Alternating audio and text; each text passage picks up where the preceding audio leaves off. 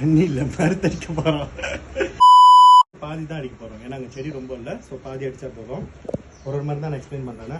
So இது வந்து mostly use for கரையான்ல, ஆனால் எனக்கு தான் ரொம்ப பார்ப்போம்.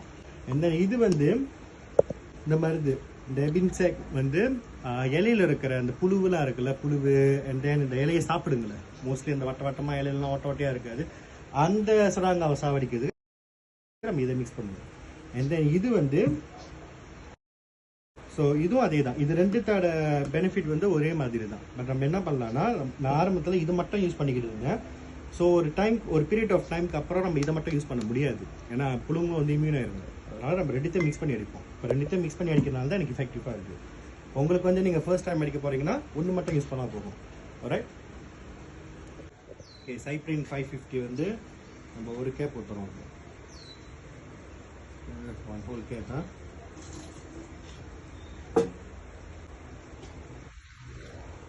தென் எபின்செக் இவரை வந்து நம்ம ஹாஃப் கேப் ஊற்றுறோம்.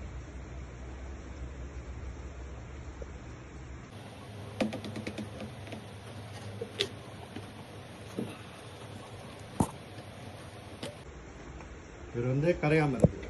ஸோ இவரையே நம்ம நார்மலாக நான் ஸ்ப்ரே பண்ணி தான் அடிப்பேன், ஏன்னா இங்கே கரையாமல் இருக்கிறதுனால. ஸோ இது வந்து நம்ம 1 whole கேப் ஊற்றுவோம்.